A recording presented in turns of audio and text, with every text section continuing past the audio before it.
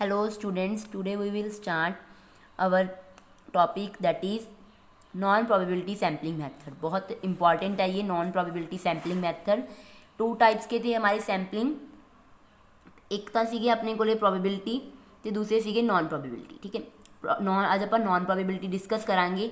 ਇਹ ਚਾਰ ਤਰ੍ਹਾਂ ਦੇ ਹੁੰਦੇ ਆ, ਜਜਮੈਂਟ, ਕੁਆਟਾ, ਐਕਸਟੈਂਸਿਵ ਐਂਡ ਕਨਵੀਨੀਅੰਸ। ਠੀਕ ਹੈ, ਤੇ ਫਸਟ ਆਪਣੇ ਕੋਲੇ ਕੀ ਹੈ, ਜਜਮੈਂਟ ਸੈਂਪਲਿੰਗ। ਹੁਣ ਆਪਾਂ ਸੈਂਪਲ ਕੀ ਕੀਤਾ ਸੀਗਾ ਕਿ ਸੈਂਪਲਿੰਗ ਦਾ ਮੀਨਿੰਗ ਕੀ ਹੁੰਦਾ ਵਾ ਕਿ ਆਪਾਂ ਇੱਕ ਜਿਹੜਾ ਸਾਰਾ ਦਾ ਸਾਰਾ ਆਪਣੇ ਕੋਲ ਜਿੰਨੀ ਵੀ ਯੂਨੀਵਰਸ ਹੈਗੀ ਉਹਦੇ ਵਿੱਚ ਆਪਾਂ ਥੋੜ੍ਹੇ ਜਿਹੇ ਪਾਰਟਸ ਨੂੰ ਸਿਲੈਕਟ ਕਰਨਾ। ਹੁਣ ਇਹਦੇ ਵਿੱਚ ਵੀ ਆਪਾਂ ਸਿਲੈਕਟ ਹੀ ਕਰਨਾ ਵਾ ਜਜਮੈਂਟ ਸੈਂਪਲਿੰਗ ਦੇ ਵਿੱਚ। ਜਜਮੈਂਟ ਸੈਂਪਲਿੰਗ ਦੇ ਵਿੱਚ ਕੀ ਆਪਾਂ ਜਦੋਂ ਸਿਲੈਕਟ ਕਰਨਾ ਵਾ ਉਹ ਜਜਮੈਂਟ ਦੇ ਬੇਸ 'ਤੇ ਕਰਨਾ ਵਾ। ਠੀਕ ਹੈ, in judgement sampling selection of sample unit depend upon the judgement of the investigator ਦੀ ਜਜਮੈਂਟ 'ਤੇ ਡਿਪੈਂਡ ਕਰਦੀ। ਅਗਰ ਤਾਂ ਬਹੁਤ ਹੀ ਜ਼ਿਆਦਾ ਹਾਈਲੀ ਸਕਿਲਡ ਹੈ, ਕੁਆਲੀਫਾਈ ਹੈ, ਤਾਂ ਉਹ ਸਹੀ ਤਰੀਕੇ ਨਾਲ ਆਪਣੀਆਂ ਜਿੰਨੀਆਂ ਵੀ ਹੈ ਸਿਲੈਕਟ ਕਰੂਗਾ। ਅਗਰ ਮੰਨ ਲਓ ਉਹਦੇ ਮਨ ਦੇ ਵਿੱਚ ਆ ਗਿਆ ਕਿ ਇਹ ਮੇਰਾ ਨੌਨ ਹੈ ਜਾਂ ਮੇਰਾ ਰਿਲੇਟਿਵ ਹੈ, ਮੈਂ ਇਹਨੂੰ ਸਿਲੈਕਟ ਕਰ ਲਾਂ, ਤਾਂ ਉਹ ਉੱਥੇ ਕੀ ਹੋ ਜਾਊਗੀ, ਬਾਇਸਨੈਸ। ਠੀਕ ਹੈ, ਇਹ ਕਿਹਦੇ 'ਤੇ ਡਿਪੈਂਡ ਕਰਦਾ ਸਾਰਾ ਦਾ ਸਾਰਾ, ਇਨਵੈਸਟੀਗੇਟਰ 'ਤੇ, ਮਤਲਬ ਜੋ ਜੱਜ ਕਰਦਾ ਵਾ। The investigator choose of the unit from the universe according to his own judgement. ਆਪਦੀ ਜਜਮੈਂਟ ਦੇ ਅਕੋਰਡਿੰਗ ਪੂਰੇ ਯੂਨੀਵਰਸ ਦੇ ਵਿੱਚ ਉਹਨੇ ਸਿਲੈਕਟ ਕਰ ਲਿਆ। He include all those items in the sample which he think best and typical of universe। ਜਿਹੜੀਆਂ universe ਦੇ ਵਿੱਚ ਪੂਰੀਆਂ ਦੇ ਪੂਰੀਆਂ ਔਖੀਆਂ ਹੁੰਦੀਆਂ ਵਾ, ਉਹਨਾਂ ਦੇ ਵਿੱਚੋਂ ਉਹ ਕੀ ਹੈ ਸਿਲੈਕਟ ਕਰ ਲੈਂਦਾ ਵਾ। ਇਨਕਲੂਡ ਜਿੰਨੀਆਂ ਵੀ ਉਹ ਸੋਚਦਾ ਉਸ ਤਰੀਕੇ ਨਾਲ ਜਿਹੜੀਆਂ ਬੈਸਟ ਹੁੰਦੀਆਂ, ਸਭ ਤੋਂ ਵਧੀਆ ਹੁੰਦੀਆਂ। ਫੋਰ ਐਗਜ਼ਾਮਪਲ, ਜਿੱਦਾਂ ਆਪਾਂ ਐਗਜ਼ਾਮਪਲ ਦੀ ਗੱਲ ਕਰੀਏ, ਕੰਪੀਟੀਸ਼ਨ ਹੈ ਸਕੂਲ ਦੇ ਵਿੱਚ ਹੋ ਰਿਹਾ ਵਾ।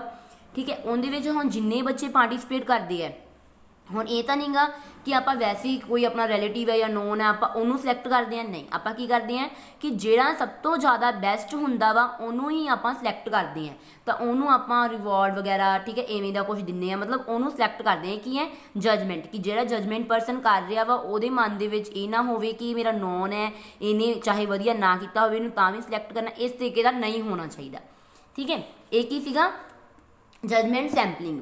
ਤੇ ਇਹਦੀ ਮੈਰਿਟਸ ਆ ਹੁਣ, ਮਤਲਬ ਇਹਦੇ ਪੋਜ਼ੀਟਿਵ ਪੁਆਇੰਟ ਹੈ। ਰੀਪ੍ਰਜੈਂਟੇਟਿਵ ਸੈਂਪਲਿੰਗ, ਰੀਪ੍ਰਜੈਂਟੇਟਿਵ ਮਤਲਬ ਉਹਨੂੰ ਆਪਾਂ ਸਹੀ ਤਰੀਕੇ ਨਾਲ ਦੱਸਣਾ, ਪੇਸ਼ ਕਰਨਾ ਸੈਂਪਲ ਨੂੰ।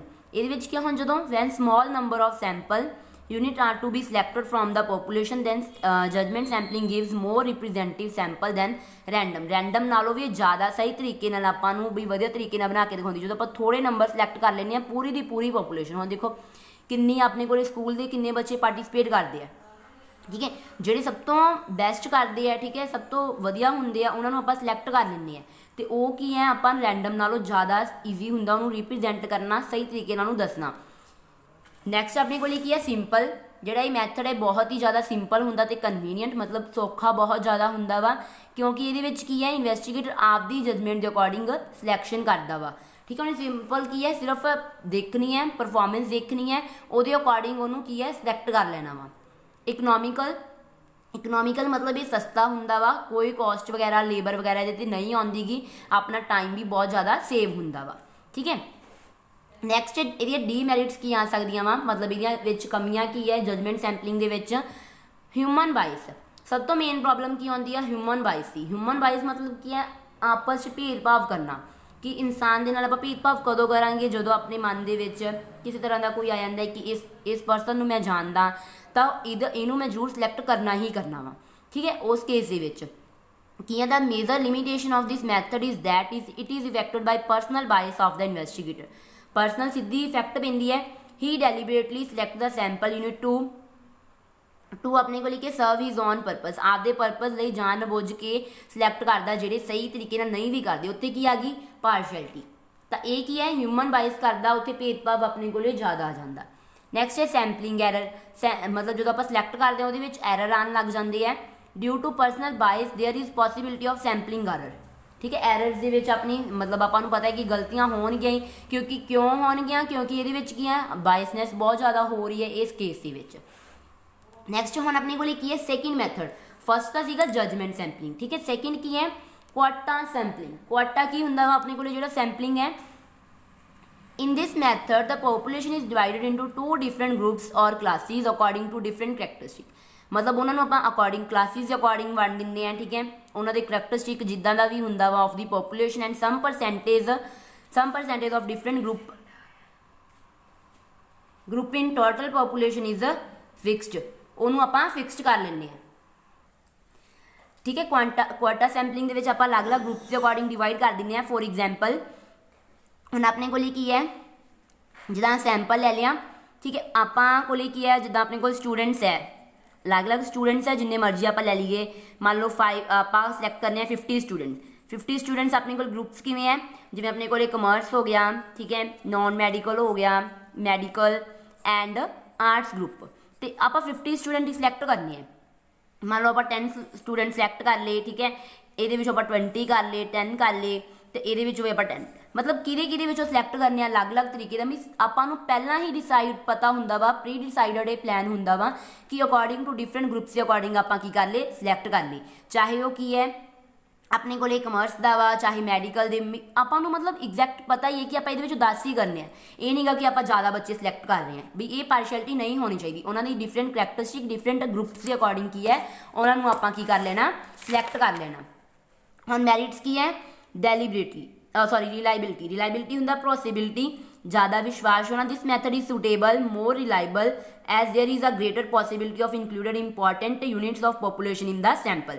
ਜਿੰਨੀਆਂ ਸੈਂਪਲ ਦੇ ਵਿੱਚ ਇੰਪੋਰਟੈਂਟ ਯੂਨਿਟਸ ਹੁੰਦੀਆਂ ਪੋਪੂਲੇਸ਼ਨ ਦੀਆਂ, ਉਹਨਾਂ ਨੂੰ ਆਪਾਂ ਸਿਲੈਕਟ ਕਰ ਲੈਣਾ, ਮਤਲਬ ਉਹਨਾਂ ਤੇ ਆਪਾਂ ਵਿਸ਼ਵਾਸ ਕਰਨਾ, ਕਿਉਂਕਿ ਸਹੀ ਤਰੀਕੇ ਨਾਲ ਆਪਾਂ ਚੂਜ਼ ਕਰਦੇ ਹਾਂ ਕਿ ਹਰ ਇੱਕ ਨੂੰ ਇਕੁਅਲ ਚਾਂਸ ਦਿੱਤੇ ਜਾਂਦੇ ਆ। ਮਤਲਬ 10 ਉਹਦੇ ਵਿੱਚੋਂ ਚੂਜ਼ ਕਰਨੇ ਜਾਂ 20 ਉਹਦੇ ਵਿੱਚੋਂ ਕਰਨੇ, ਮਤਲਬ ਆਪਾਂ ਨੂੰ ਐਗਜ਼ੈਕਟ ਪਤਾ ਹੀ ਹੈ ਕਿ ਇੰਨੇ ਹੀ ਕਰਨੇ ਹੈ। ਪਬਲਿਕ ਓਪੀਨੀਅਨ ਸਰਵੇ, ਪਬਲਿਕ ਦੇ ਅਕੋਰਡਿੰਗ ਆਪਾਂ ਇਸ ਮੈਥਡ ਨੂੰ ਜ਼ਿਆਦਾ ਸੁਟੇਬਲ ਹੁੰਦਾ। ਹੁਣ ਇਹਦੀਆਂ ਕਮੀਆਂ ਕੀ ਹੈ, ਹਿਊਮਨ ਬਾਇਸ, ਮਤਲਬ ਇਹਦੇ ਵਿੱਚ ਭੇਦਭਾਵ ਜ਼ਿਆਦਾ ਹੋ ਜਾਂਦਾ ਵਾ। ਕਿੱਦਾਂ, ਕਿਉਂਕਿ ਹੋ ਸਕਦਾ ਵਾ ਕਿ ਉਹ ਜ਼ਿਆਦਾ ਪ੍ਰੈਕਟੀਕਲੀ ਆਪਾਂ ਕੀ ਹੈ, opinion of the investigator it is less practical importance, ਆਪਣੇ ਕੋਲੇ ਘੱਟ ਪ੍ਰੈਕਟੀਕਲ ਇੰਪੋਰਟੈਂਸ ਹੁੰਦੀ, ਇਹਦੀ ਜ਼ਿਆਦਾ ਚਾਂਸ ਨਹੀਂ ਹੁੰਦੇਗੇ। ਕਿਉਂਕਿ ਇਹ ਹੁੰਦਾ ਵਾ ਕਿ ਜਦੋਂ ਹੁਣ ਆਪਾਂ ਪਰਸਨ ਸਿਲੈਕਟ ਕਰ ਰਹੇ ਹਾਂ ਤਾਂ ਇਹ ਨਾ ਹੋਵੇ ਕਿ ਆਪਾਂ ਜਿਹੜੇ ਪਰਸਨ ਨੂੰ ਜਿਵੇਂ ਮੰਨ ਲਓ 10 ਕਿਹਾ ਸੀ, ਉਹ 10 ਨਹੀਂ ਕਰਦੇ ਹੋਏ ਆਪਾਂ 15 ਕਰ ਲਏ, ਐਵੇਂ ਨਹੀਂ ਹੋਣਾ ਚਾਹੀਦਾ। ਰਿਕੁਆਇਰ ਮੋਰ ਸਕਿੱਲਸ, ਜ਼ਿਆਦਾ ਸਕਿੱਲਸ ਦੀ ਲੋੜ ਹੁੰਦੀ ਹੈ, ਕਿਉਂਕਿ ਜਦੋਂ ਆਪਾਂ ਸਿਲੈਕਟ ਕਰਨੇ ਆ ਪਰਸਨਸ, ਜਿਵੇਂ ਮੰਨ ਲਓ 10 ਹੀ ਕਰਨੇ ਸੀਗੇ, ਮੰਨ ਲਓ ਕਮਰਸ ਦੇ ਵਿੱਚ ਆਪਣੇ ਕੋਲੇ 100 ਸਟੂਡੈਂਟ ਸੀ, 100 ਦੇ ਵਿੱਚੋਂ 10 ਕਰਨੇ ਬਹੁਤ ਜ਼ਿਆਦਾ ਡਿਫੀਕਲਟ ਹੈ। ਇਸ ਕਰਕੇ ਉਹਦੇ ਲਈ ਕੀ ਹੈ, ਜ਼ਿਆਦਾ ਸਕਿੱਲ ਦੀ ਬਹੁਤ ਜ਼ਿਆਦਾ ਲੋੜ ਹੈ। ਇਸ ਕਰਕੇ ਉਹ ਕਹਿੰਦੇ ਇਹਦੇ ਵਿੱਚ ਕੀ ਆਪਾਂ ਨੂੰ ਪ੍ਰੋਬਲਮ ਆ ਜਾਂਦੀ ਹੈ, ਕਈ ਵਾਰ ਹੋ ਸਕਦਾ ਉਸ ਪਰਸਨ ਦੇ ਕੋਲੇ ਜ਼ਿਆਦਾ ਸਕਿੱਲ ਨਾ ਹੋਵੇ। ਨੈਕਸਟ ਕੀ ਹੈ, ਐਕਸਟੈਂਸਿਵ ਮੈਥਡ। ਇਹ ਮੈਥਡ ਬਹੁਤ ਜ਼ਿਆਦਾ ਆਪਣੇ ਕੋਲੇ ਲਾਰਜ ਹੁੰਦਾ, ਆਪਾਂ ਜ਼ਿਆਦਾ ਡੀਪਲੀ ਸਟੱਡੀ ਕਰਦੇ ਹਾਂ, ठीक है। By this method a very large sample is selected and those item are to be sort of liability on the statistical operations। जिन्नियां भी अपने कोले ਹੁੰਦੀਆਂ जो रह ਜਾਂਦੀਆਂ ਆਪਾਂ ਨੂੰ ਪ੍ਰੋਬਲਮਸ ਆਉਂਦੀ ਕਿ ਆਪਾਂ मतलब ਡੀਪਲੀ ਕਰਨੀ ਕਿ ਹਰ ਇੱਕ ਡੂੰਘਾਈ ਦੇ ਵਿੱਚ ਕੋਈ ਚੀਜ਼ ਫਾਈਂਡ ਕਰਨੀ, ਠੀਕ ਹੈ। ਆਪਾਂ ਮਤਲਬ ਪੂਰਾ ਡੀਪਲੀ ਦੇ ਵਿੱਚ ਚੀਜ਼ਾਂ ਨੂੰ ਫਾਈਂਡ ਕਰਨਾ, ਜਿੱਦਾਂ ਕਿ ਸਟੱਡੀ ਆਫ ਲਾਰਜ ਯੂਨੀਵਰਸ। ਹੁਣ ਜਿਹੜਾ ਐਕਸਟੈਂਸਿਵ ਕੀ ਹੈ ਕਿ ਬਹੁਤ ਜ਼ਿਆਦਾ ਲਾਰਜ ਹੋਣਾ ਚਾਹੀਦਾ। ਇਹ ਲਾਰਜ ਯੂਨੀਵਰਸ ਦੇ ਵਿੱਚੋਂ ਸਿਲੈਕਟ ਕੀਤਾ ਜਾਂਦਾ ਵਾ ਉਹਦੇ ਸਾਈਜ਼ ਦੇ ਅਕੋਰਡਿੰਗ। ਐਕੂਰੇਸੀ ਮਤਲਬ ਇਹ ਜ਼ਿਆਦਾ ਪਿਓਰ ਹੁੰਦਾ, ਕਿਉਂਕਿ ਆਪਾਂ ਕੀ ਹੈ ਜ਼ਿਆਦਾ ਸਾਈਜ਼ ਹੁੰਦਾ ਹੀ ਨਹੀਂਗਾ ਕਿ ਸਮੋਲ ਸਾਈਜ਼ ਹੈ ਕਿ ਇੱਕ ਏਰੀਆ ਦੇ ਵਿੱਚੋਂ ਲੈ ਲਿਆ ਬਾਕੀ ਏਰੀਆ ਛੱਡਤੇ, ਐਦਾਂ ਨਹੀਂ, ਹਰ ਇੱਕ ਏਰੀਆ ਕਵਰ ਕਰਦੇ ਹਾਂ। Next intensive study. ਇੰਟੈਂਸਿਵ ਹੁੰਦੀ ਹੈ ਕਿ ਬਹੁਤ ਹੀ ਜ਼ਿਆਦਾ ਡੀਪਲੀ ਆਪਾਂ ਕਰਨੀ ਕੋਈ ਚੀਜ਼, ਠੀਕ ਹੈ। ਤਾਂ ਉਹ ਮਤਲਬ ਇੰਟੈਂਸਿਵ ਤੇ ਐਕਸਟੈਂਸਿਵ ਸੇਮ ਹੀ ਹੈ, ਠੀਕ ਹੈ, ਦੋਨੋਂ ਹੀ ਕਹਿ ਸਕਦੇ ਹਾਂ, ਜਿਹਦੇ ਵਿੱਚ ਲਾਰਜ ਸੈਂਪਲਸ ਇਨਵੋਲਵ ਹੁੰਦੇ ਆਪਾਂ ਸਟੱਡੀ ਕਰਦੇ ਹਾਂ। ਡੀਮੈਰਿਟਸ ਕੀ ਹੈ, ਪਰਸਨਲ ਬਾਇਸ। ਪਰਸਨਲ ਬਾਇਸ ਕੀ ਹੈ, ਹੋ ਸਕਦਾ ਇਹਦੇ ਵਿੱਚ ਜਿੰਨੇ ਆਪਣੇ ਕੋਲ ਕੀ ਹੈ, ਜਦੋਂ ਆਪਾਂ ਕੋਈ ਮੈਥਡ ਆਪਾਂ ਕਹਿੰਦੇ ਕਿ ਬਚ ਜਾਂਦੇ, ਉਹ ਆਪਣੀ ਸੈਂਪਲਿੰਗ ਟਾਸਕ ਦੇ ਵਿੱਚ ਨਹੀਂ ਆਉਂਦੇ, ਉਹਦੇ ਕਰਕੇ ਪ੍ਰੋਬਲਮ ਆ ਜਾਂਦੀ ਹੈ।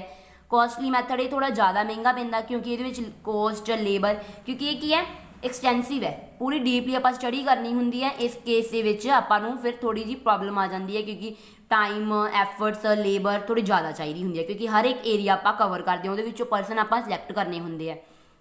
ਲਾਸਟ ਮੈਥਡ ਆਪਣੇ ਕੋਲ ਕੀ ਹੈ, ਕਨਵੀਨੀਅੰਸ ਸੈਂਪਲਿੰਗ। ਕਨਵੀਨੀਅੰਸ ਹੁੰਦਾ ਸਭ ਤੋਂ ਈਜ਼ੀ ਮੈਥਡ ਹੈ ਇਹ, ਠੀਕ ਹੈ। ਇਹਨੂੰ ਸਿਲੈਕਟ ਕਰਨਾ, ਸਿਲੈਕਟ ਕਰਨ ਦੇ ਵਿੱਚ ਇਹਦੇ ਵਿੱਚ ਕੀ ਹੈ, the selection of sample is done on the basis of convenience of investigator rather than judgement or probability.